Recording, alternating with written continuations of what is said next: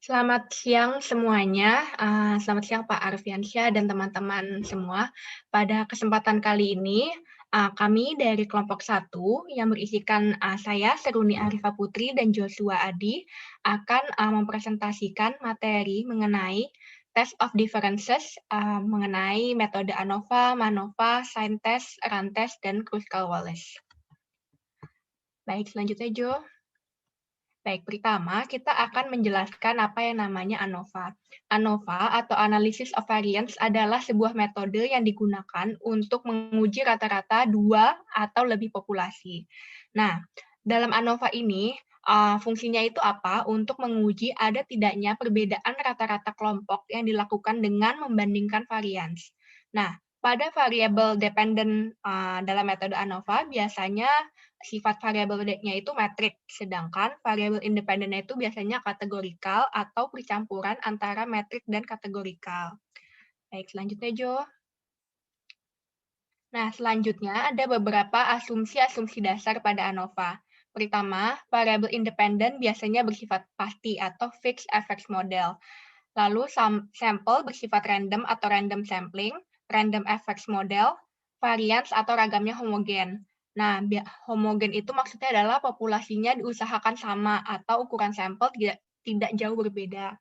Lalu masing-masing sampel saling bebas dan the error terms tidak berkorelasi. Baik, selanjutnya Jo. Selanjutnya ada hipotesa umum pada ANOVA. Nah, di ANOVA itu biasanya hipotesa nulnya atau H0-nya adalah menyatakan bahwa rata-rata semua variabel adalah sama. Dan hipotesis satunya adalah biasanya H1-nya menyatakan bahwa akan ada perbedaan setidaknya pada satu rata-rata variabel. Nah, melalui hipotesa ini, biasanya pertanyaan yang muncul pada metode ANOVA adalah apakah ada perbedaan antar sampel yang cukup besar untuk membenarkan suatu keputusan untuk menolak H0? Nah, selanjutnya. Nah, lalu fungsi ANOVA itu apa? Nah, fungsi ANOVA itu sebenarnya ada dua. Pertama, yaitu memberikan pengaruh utama atau main effect, dan yang kedua memberikan pengaruh interaksi atau interaction effect dari variabel dependen yang biasanya kategorikal terhadap variabel dependen atau matrik. Nah, pengaruh utama atau main effect itu adalah pengaruh langsung variabel independen terhadap variabel dependen.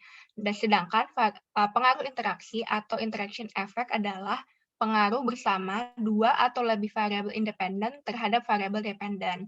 Nah, ANOVA itu biasanya digunakan untuk menguji dengan melakukan perbandingan besar variasi between kategori atau antar kategori dengan besar variasi within atau di dalam kategori-kategori tersebut. Seperti itu. Selanjutnya. Nah, ada pula kelemahan ANOVA. Nah, kelemahan ANOVA itu adalah jumlah masing-masing sampel pada setiap kategori itu perlu sama agar kesamaan variasi antar populasi dapat dijamin. Lalu, jika H1 diterima, penjelasannya itu tidak menjelaskan secara mendetail. Jadi, kita tidak bisa mengetahui secara dalam rata-rata mana saja memiliki rata-rata yang sama dan mana rata-rata yang memiliki perbedaan. Lalu, selanjutnya Jo. Nah, lalu ada yang namanya klasifikasi ANOVA. Nah, klasifikasi ANOVA itu kalau di buku Malhotra itu didefinisikan menjadi dua. Ada univariate one-way analysis of variance atau one-way ANOVA, sama n-way analysis of variance atau n-way ANOVA. Tapi biasanya kalau misalnya kita melakukan googling-googling atau kita melihat di YouTube, biasanya ada namanya one-way ANOVA, univariate two-way analysis of variance atau two-way ANOVA, dan univariate multi-way analysis of variance. Nah, kalau misalnya one-way ANOVA itu, seperti bisa kita lihat pada skema di samping, one-way ANOVA itu biasanya memiliki satu variabel independen dan satu variabel dependen. Nah, sementara untuk n-way analysis of variance, umumnya ada namanya univariate two-way analysis of variance atau two-way ANOVA.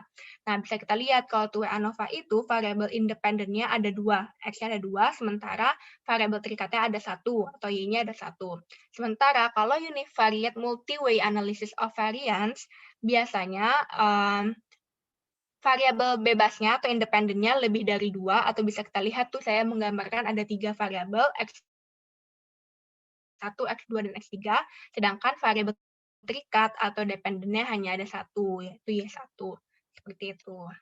Nah, boleh selanjutnya, Jo.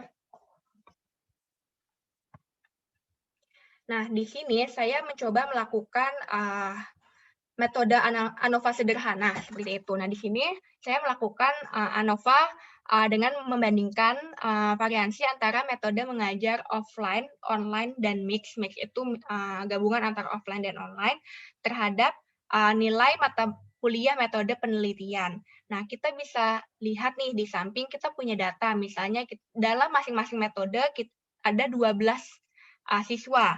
Nah, dari tiap-tiap metode yang ada, metode offline, online, maupun mix, kita juga mendata nih hasil nilai setiap anak itu berapa sih. Nah, kalau kita misalnya kita rata-ratakan secara sederhana pada Excel, kita bisa mengetahui bahwa rata-ratanya itu tidak berbeda jauh di sekitar 62,5. Nah, di sini ANOVA digunakan untuk menguji sebenarnya ada nggak sih perbedaan antara hasil metode mengajar yang tadi sudah saya sebutkan, antara offline, online, maupun mix terhadap nilai yang dihasilkan pada metode penelitian. Maka di sini ANOVA digunakan untuk menjawab apakah ada pengaruh signifikan antara metode mengajar offline, online, dan mix dengan nilai mata kuliah metode penelitian. Nah, boleh selanjutnya, Jo. Nah, di sini tingkat signifikansi atau alfa yang digunakan pada umumnya SPSS itu kan alfa sama dengan 0,05. Nah, di sini saya hanya memaparkan hasil data SPSS yang sudah saya olah seperti itu. Nah, bisa kita lihat di sini ada tabel yang namanya multiple comparison. Dan di sini ada metode mengajar. Jadi di sebelah kiri itu kan ada yang I itu metode mengajar, J metode mengajar. Jadi ada kolom yang offline, misalnya metode mengajar offline jika dibandingkan dengan metode mengajar online dan mix seperti itu. Begitupun dengan variabel dua lainnya seperti metode mengajar online dan mix. Nah, bisa kita lihat perbandingannya terhadap nilai mata kuliah metode penelitian itu biasanya dilihat dari signifikansi.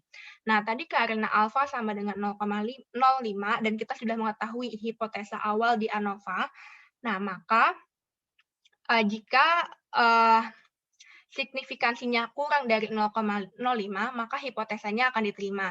Namun, jika signifikansinya di atas 0,05, maka hipotesanya ditolak. Bisa kita lihat nih di bagian signifikansi yang saya lingkari merah. Nah, berdasarkan hasil uji ANOVA, dapat kita lihat semua bahwa perbandingan antara metode mengajar offline, online, maupun mix itu memiliki nilai signifikansi di atas 0,05. Nah, semuanya itu ada 0,908, ada yang hasilnya 1, seperti itu. Maka dapat dikatakan tidak terdapat perbedaan yang signifikan antara metode mengajar offline, online, dan mix terhadap nilai yang dihasilkan dalam mata kuliah metode penelitian. Seperti itu. Nah, selanjutnya, Jo.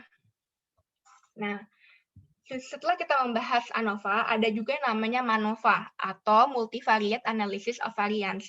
Pada dasarnya, semua seperti asumsi, hipotesis, fungsi, dan kelemahan yang ada pada MANOVA itu kurang lebih mirip seperti yang ada pada ANOVA. Hanya perbedaannya itu, kalau multivariate analysis of variance ini digunakan jika terdapat 2 atau lebih variabel dependent yang saling berhubungan. Nah, MANOVA itu biasa digunakan untuk mengetahui perbedaan kelompok di beberapa variabel dependent secara bersamaan. Nah, menurut Malhotra, jika ada lebih dari dua variabel dependen yang tidak saling berhubungan, penggunaan ANOVA pada masing-masing variabel dependen lebih disarankan.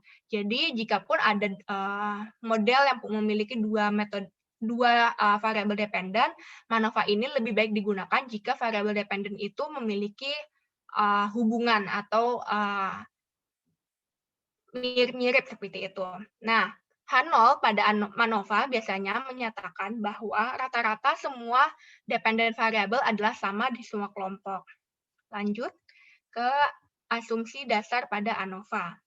Nah, hampir mirip seperti pada ANOVA, di MANOVA ini, asumsi dasar pada MANOVA ini terdiri dari adanya independent variable random sampling, dependent variable linear, multivariate normality atau berdistribusi normal, multivariate homogeneity of variance within group, dan multivariate homogeneity of variance between groups. Seperti itu. Lalu selanjutnya, nah, klasifikasi MANOVA, seperti ANOVA, dia ada yang one-way MANOVA atau N-way MANOVA, atau biasanya orang lebih familiar terhadap two-way MANOVA.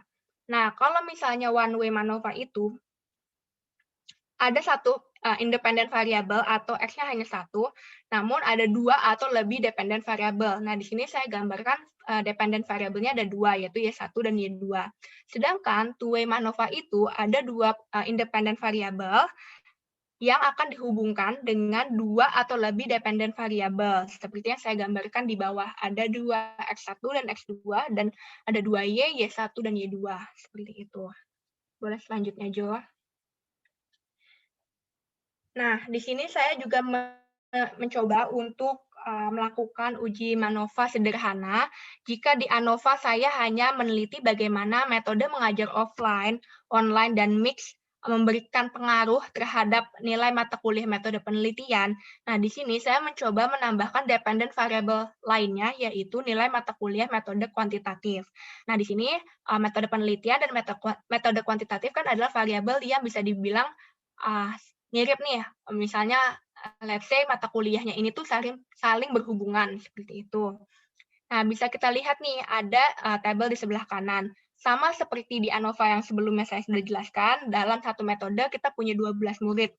Dan kita sudah memiliki nilai untuk masing-masing mata kuliah, baik metode penelitian maupun metode kuantitatif. Nah, kalau misalnya kita rata-ratakan di Excel secara sederhana, kita bisa dapat lihat nih, mereka masih memiliki rata-rata di sekitar 60-an, tapi memang ada nilai yang berbeda dibandingkan dengan yang lain, seperti itu.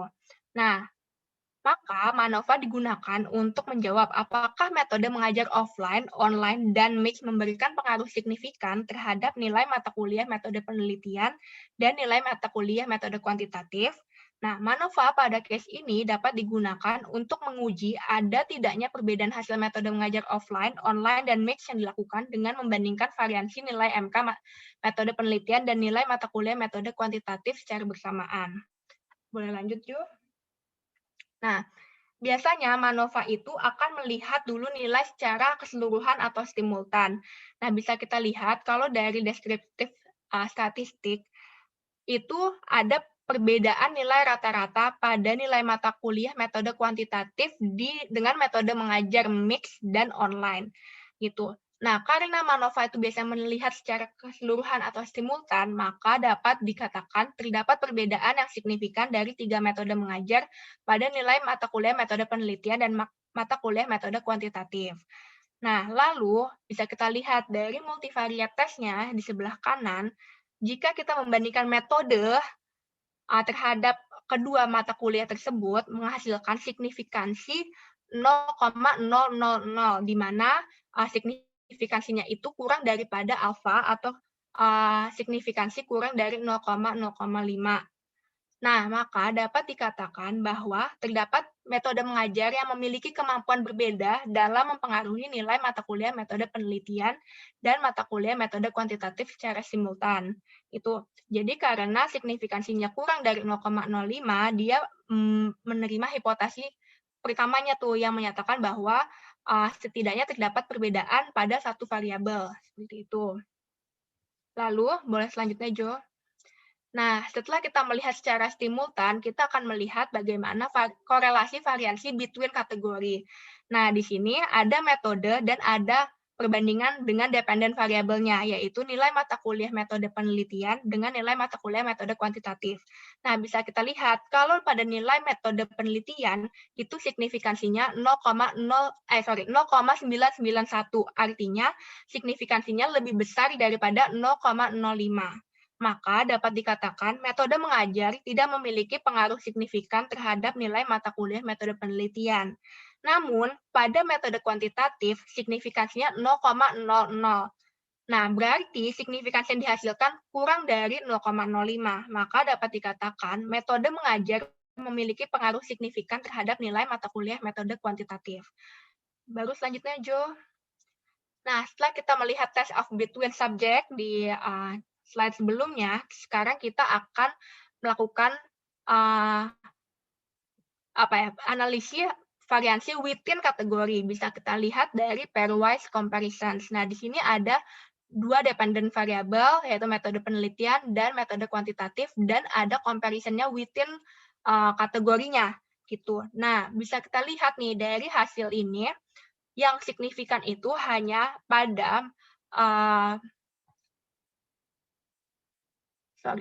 metode mengajar offline lebih signifikan dibandingkan dengan metode mengajar mix pada nilai mata kuliah metode kuantitatif. Lalu nilai mata kuliah metode kuantitatif dengan metode mengajar online lebih signifikan dibandingkan dengan metode mengajar mix. Lalu nilai mata kuliah metode kuantitatif pada metode mengajar mix lebih signifikan terhadap metode mengajar offline atau online. Jadi kita lihat signifikansinya hanya pada hasil yang memiliki signifikansi kurang dari 0,05. Seperti itu. Selanjutnya, Jo. Nah, lalu bagaimana sih study case pada studi HR atau studi manajemen dengan menggunakan ANOVA?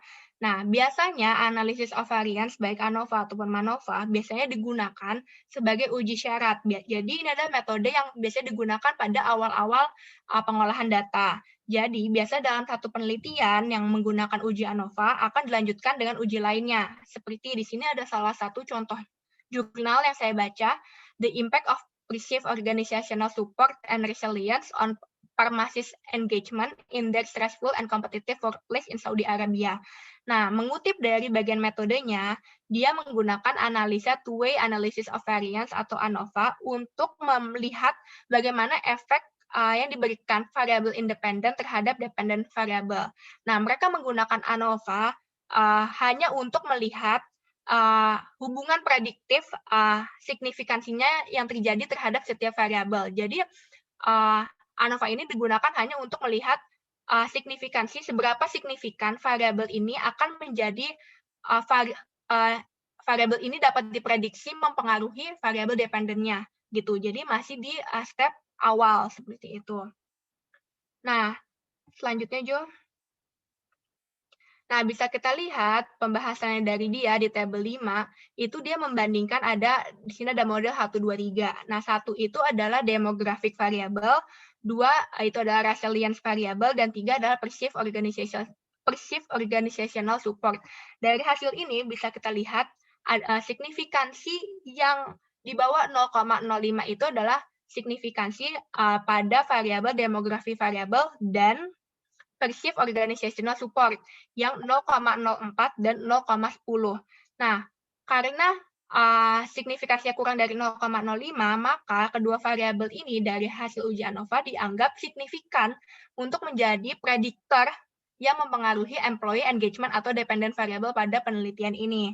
Sementara untuk variabel resilience, hasil signifikansinya itu 0,548.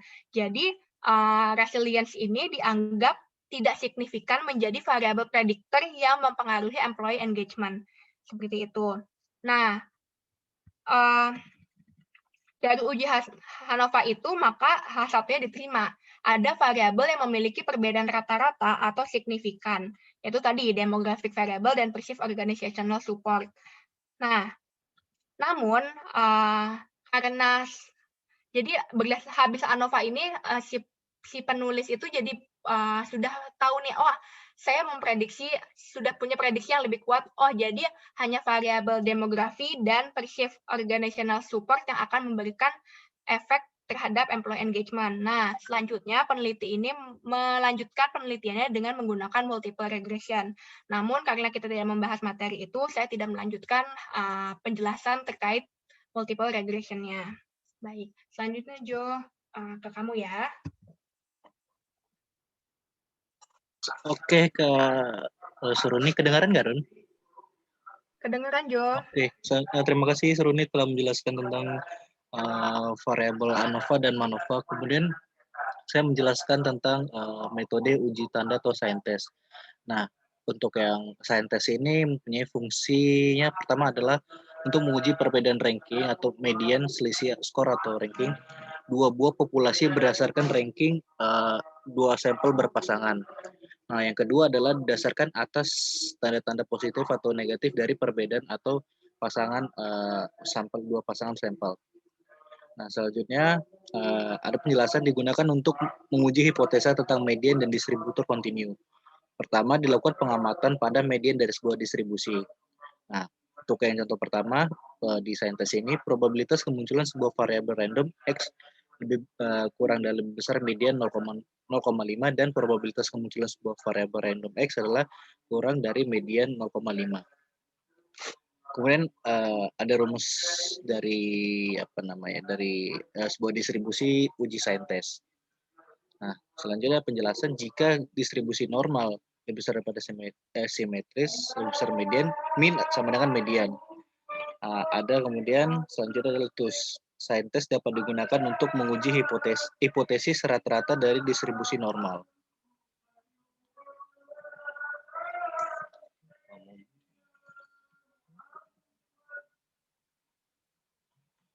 Oke, selanjutnya adalah uji hipotesis. Nah, ada rumusnya H0 sama dengan U sama dengan U0. Nah, di sini dijelaskan bahwa H0 diterima jika jumlah tanda plus sama dengan jumlah tanda minus. H0 ditolak jika jumlah salah satu tanda lebih sering muncul daripada tanda yang lain. Nah, setelah ada uji hipotesis, selanjutnya ada uji statistik. Nah, di sini menggunakan distribusi binomial dengan P sama dengan 0,5. Kemudian ada random variable X menunjukkan tanda positif dari random sampel yang digunakan. Nah, di sini ada step-stepnya dari uji tanda atau sign test. Nah, pertama menentukan formulasi hipotesis. Di sini ada H0-nya, probabilitas terjadinya tanda plus dan minus adalah sama. H1 probabilitas terjadinya tanda plus dan minus adalah berbeda. Kemudian menentukan taraf nyata dan nilai tabel. Dan dilakukannya pengujian bisa satu sisi atau dari dua sisi. Menentukan kriteria pengujian satu sisi H0 diterima, kemudian probabilitas hasil sampel, kemudian H1 diterima, probabilitasnya hasil sampel. Selanjutnya ada pengujian dua sisi, kemudian menentukan uji statistik dan membuat kesimpulan. Nah, di sini ada langkah-langkah pengujiannya, bisa teman-teman lihat. Nah, pertama pengujian hipotesis, ada H1-nya, ada H0 H1-nya, kemudian jika tolak H0-nya dan terima H1-nya jika proporsional tanda plus kurang dari 0,5. Kemudian yang kedua adalah uji statistik dengan menggunakan distribusi binomial kumulatif di mana P sama dengan P, X lebih kecil dengan P setengahnya. Kemudian ada yang ketiga, ada daerah kritis, membandingkan p-value dengan level signifikan dari gamma tersebut. Jika H0 ditolak, p-value sama dengan alfanya. Kemudian alfa ya. Nah, selanjutnya ada langkah pengujian kedua. Pertama, pengujian hipotesisnya sama jika tolak H0 dan diterima H1 jika proporsional tanda plus lebih besar daripada 0,5. Yang kedua adalah uji statistiknya dengan menggunakan distribusi binomial kumulatif di mana P sama dengan P, X besar dari X dengan P setengah. Kemudian ada daerah kritis bandingkan P-value dengan level signifikasi alfanya. Tolak H0 jika P-value lebih kecil dari alfanya. Ada langkah ketiga juga ada pengujian langkah ketiganya, ada pengujian hipotesisnya, bisa teman-teman lihat H0 dan H1-nya. Kemudian H0-nya dan tolak H0 dan terima H1 jika proporsional tanda plus kurang atau lebih dari 0,5. Kemudian kedua ada uji statistik, sama dengan menggunakan distribusi binomial kumulatif di mana P sama dengan 2 kali P, X lebih kecil sama dengan X dengan P sama dengan setengah. Ini ada daerah kritis, tolak H0 jika Xn per 2 dan P-value-nya kecil dari alfa. Nah, di Sini ada langkah-langkah pengujian dengan pendekatan kurva normal. Nah, jelaskan bahwa n besar 10, probabilitas binomial sama dengan P setengah. Dapat didekati dengan menggunakan kurva normal di mana NP sama dengan NQ besar 5. Yang pertama, cara-cara penerapan hipotesisnya. Bisa teman-teman lihat yang H0 dan H1-nya. Kemudian menerapkan level signifikan alfanya. Kemudian yang ketiga adalah uji statistik dengan pendekatan kurva normal. Ini ada 4. Yang keempat adalah daerah kritis. Jika tolakan 0, sebenarnya rumus-rumus berikut di bawah ini. Nah, selanjutnya adalah penjelasan tentang saintes untuk dua sampel berpasangan. Yang pertama, ditentukan penerapan hipotesisnya, kemudian menetapkan level signifikansi alfanya. Yang ketiga, uji statistiknya dengan menggunakan pendekatan kurva normal. Dan keempat adalah menentukan daerah kritisnya. Nah, di sini teman-teman bisa lihat case dari saintesnya, yang dimana number of sign-nya itu ada 19, yang plusnya dapat uji tanda ya plusnya itu 19, yang minus ada 11, sample of number untuk yang nilai nolnya itu 10, jadi jumlah total sampel size-nya itu ada sekitar 40 data, 40 data di tabel 14.2 bisa kita lihat. Nah, di sini kita lihat dari hipotesa H0-nya Pi sama dengan 0,5. Hipotesanya tidak ada perbedaan antara dua tipe dari tersebut. Kemudian H1-nya ada P tidak sama dengan 0,5. Nah, mungkin ada alternatif hipotesa alternatif lainnya. Bisa kita lihat dari perbedaan dua tipe sampel tersebut.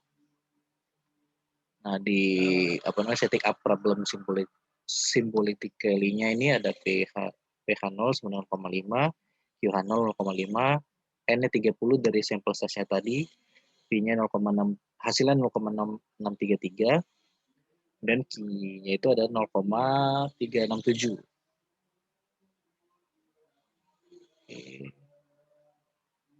Selanjutnya, nah, teman-teman bisa lihat di tabel 14.2. Oke, 14.2 ada jumlah total 40 40 murid lah di dalam dijelaskan dalam dua tipe kelasnya. Pertama adalah number of member, score of large lecture-nya, score of small lecture-nya, sign of score 1 minus skornya 2. Dari 16 tersebut datanya ada skornya itu, skor yang pertama yang paling tertinggi dan terendah. Kemudian ditentukan tentang dihitung dari testing of hypothesis of no difference-nya. Nah, di figure 14.1 bisa kita lihat total hypothesis test of proposition at the 0,05 level of significance-nya. Nah, ini selanjutnya ada lanjutannya dari figure 14.1 ini. Di sini ada ditentukan non approx maksial dan binominal using menggunakan tanda plus dan minusnya dalam menentukan tingkat suksesnya dan tingkat kegagalannya. Nah, di sini hipotesisnya ada 0,05 dalam tingkat level signifikannya. Nah, kemudian selanjutnya ada metode Rantes. Nah, di dalam metode Rantes ini penjelasannya tentang salah satu uji statistik non-parametrik. Nah, uji Rantes bisa digunakan untuk menguji pada kasus sampel dan ujian dengan metode ini untuk satu sampel. Prosedur Rantes ini dilakukan untuk data bertingkat dari variabel yang acak. Kedua adalah uji ini dapat digunakan untuk melihat apakah observasi atau sampel diambil secara random. Nah, data dari Rantes ini bisa berbentuk kualitatif seperti data laki-laki atau perempuan, kuantitatif seperti data rata-rata simbol minus dan di atas rata-rata seperti simbol plus. Nah, Rantes ini didefinisikan sebagai satu urutan lambang-lambang sama yang diikuti serta mengikuti lambang-lambang yang berbeda. Nah, fungsi dari Rantes ini adalah untuk menguji deretan yang terdiri dari dua kategori apakah tersusun secara random atau sistematik. Nah, bisa kita lihat secara deretan simbol dapat bisa disebut dengan saturan, kalau plus plus minus minus minus plus jumlah uh, tingkat uh, data sampelnya yang diambil. Nah, di rantes ini ada ukuran sampel kecil dari 20. Nah, ini data diubah dalam dua kategori. Pertama diberi tanda kategori 1 dan kategori 2 dengan urutan tetap. Hitung R-nya atau run-nya dengan urutan yang berbeda seperti N1 dan N2. Kemudian ada menghitung tentang signifikasi menggunakan tabel F1 dan F2. Bandingkan tabel F1 dan F2. Kemudian ada statistik uji dalam rantesnya, hitung banyak urutannya. Kemudian ada tabel F1 dan F2-nya. Di F1 nilai-nilai batasan terkecil R untuk menolak H0. Di F2-nya nilai batasan terbesar R untuk menolak H0 juga. Nah, jika R berbedanya, maka tolak H0. F1 dan F2 maka diterima F1 dan F2 maka diterima H0 jika R-nya lebih kecil pada F1 atau R-nya lebih besar pada F2. Nah, kemudian ada rantes jika ukuran sampel besar dari 20. Nah, dapat diubah dalam dua kategori, berikan tanda kategori 1 dan kategori 2 dengan urutan tetap, hitung R-nya, run-nya. Untuk urutan yang berbeda, N1 dan N2, ini ada signifikasi pada sampel besar 20 digunakan tabel Z kurva normal. Dan ada rumus di bawah berikut. Kemudian ada kriteria ujinya, tolakan 0 jika Z alpha per 2 besar Z hitung, kemudian lebih besar pada Z alpha per 2. Kemudian ada terima dalam hal yang lainnya, atau jika P kecil dari alpha per 2, maka H0 ditolak. Nah, di sini ada penjelasan contoh case dari rantes.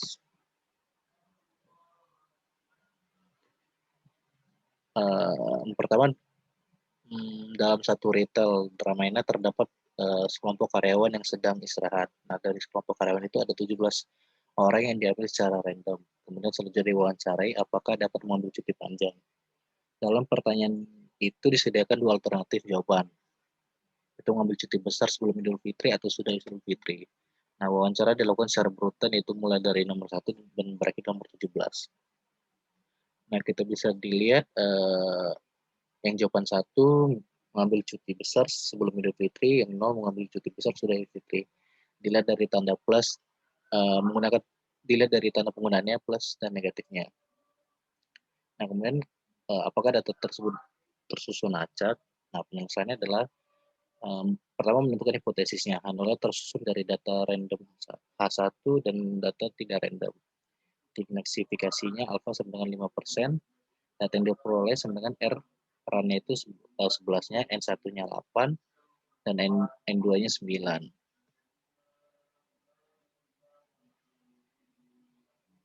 Nah, di sini N2-nya ini mungkin ini ya kali ya, yang mengambil cuti besar sudah Idul Fitri, yang 8-nya ini N1-nya ini mengambil cuti besar sebelum Idul Fitri.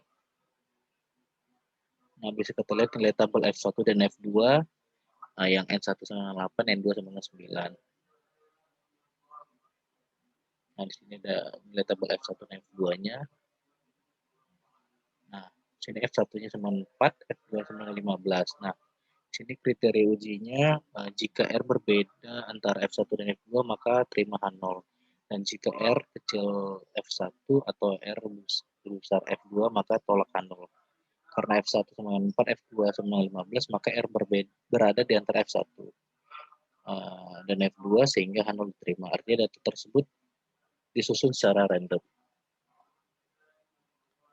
Nah, selanjutnya ada metode Kruskal-Wallis. Di sini metode Kruskal-Wallis ada beberapa tahapan. Pertama, seperti pengujian pada analisis variasi satu arah di mana nilai data diganti dengan ranking atau rank urutan tersebut. Kemudian biasanya pengujian Kruskal-Wallis ini dilakukan terhadap 3 atau lebih datanya.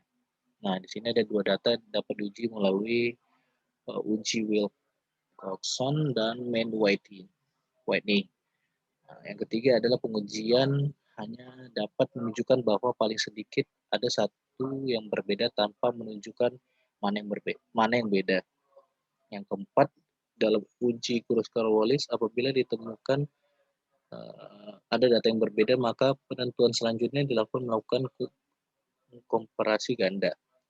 Pada komparasi ganda, data dibandingkan sepasang demi sepasang. Ada node untuk metode Kruskal-Wallis.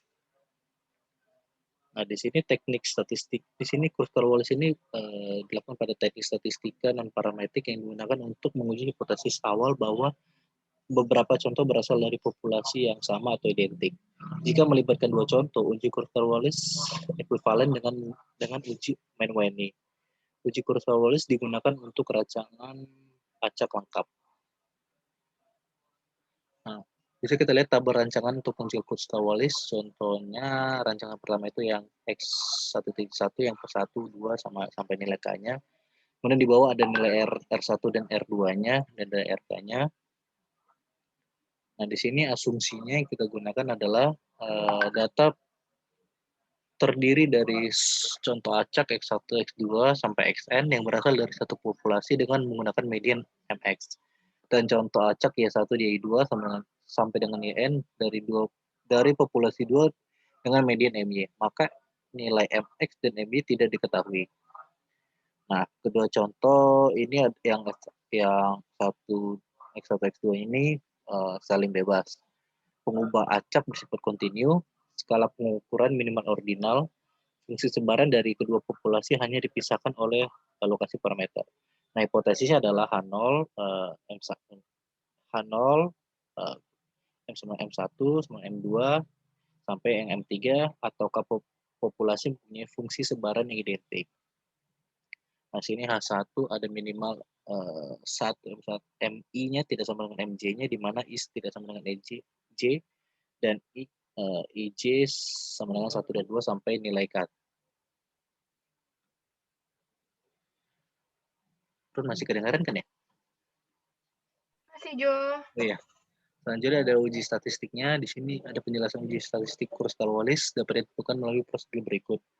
Nah, seperti halnya uji Mann-Whitney, uji Kruskal-Wallis merupakan gabungan dari seluruh data contoh sehingga akan ada banyak N1 sampai N2 sampai dengan NK dengan N.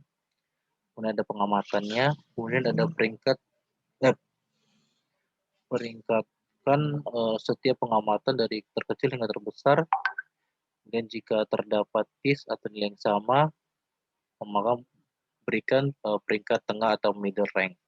Dan yang ketiga, statistik uji Kruskal-Wallisnya itu jumlah peringkat untuk setiap contoh.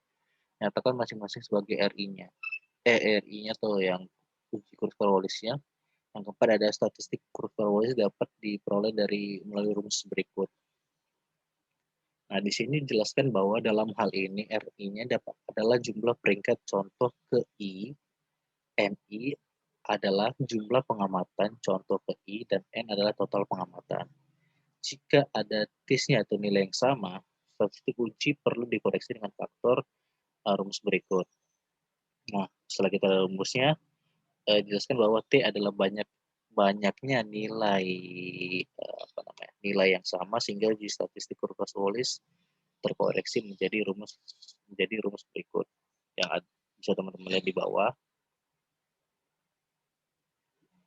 Nah, di sini selanjutnya saya akan menjelaskan tentang kesimpulan pada chapter ini.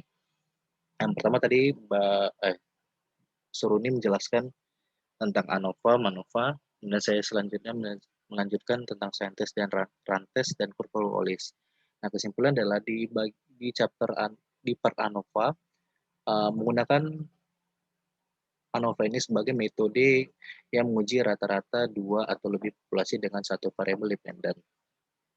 Kemudian ada MANOVA-nya, metode menguji rata-rata populasi dengan dua atau lebih variabel dependen. Kemudian ada saintes dilakukan untuk menguji hipotesis kooperatif dua sampel yang berkorelasi jika data terbentuk ordinal. Data dinyatakan dalam bentuk-bentuk tanda seperti kita tahu positif dan negatif. Ada rantes, salah satu metode statistik non parametrik. Uji rantes bisa digunakan untuk menguji pada satu kasus sampel, dan pengujian dengan menggunakan metode ini bisa dalam kasus sama juga satu sampel juga. Prosedur rantes ini dilakukan untuk data yang bertingkat dari nilai variabel yang acak. Yang terakhir adalah Kruskal-Wallis, teknik statistika non parametrik yang digunakan untuk menguji hipotesis awal bahwa beberapa contoh berasal dari populasi yang sama atau populasi yang sama lah, bisa dengan kata lain populasi yang identik. Kurang lebih begitu penjelasan dari ANOVA, MANOVA, Rantes, dan Kruskal-Wallis. Ini di sini ada apa namanya, untuk daftar pusakanya, ada buku-buku yang kita ambil. Oh ya, selesai. Sudah. Terima kasih teman-teman. Dari Mbak Suri ini ada tambahan? Tidak ada Mas Jo, terima kasih banyak atas Oh ya, penjelasannya. Terima oke, kasih terima Pak kasih. Arfiansyah dan teman-teman atas partisipasinya. Ya, Selamat terima kasih. siang. Ya, selamat siang. Terima kasih Pak Arfi dan teman-teman sekalian. Selamat siang.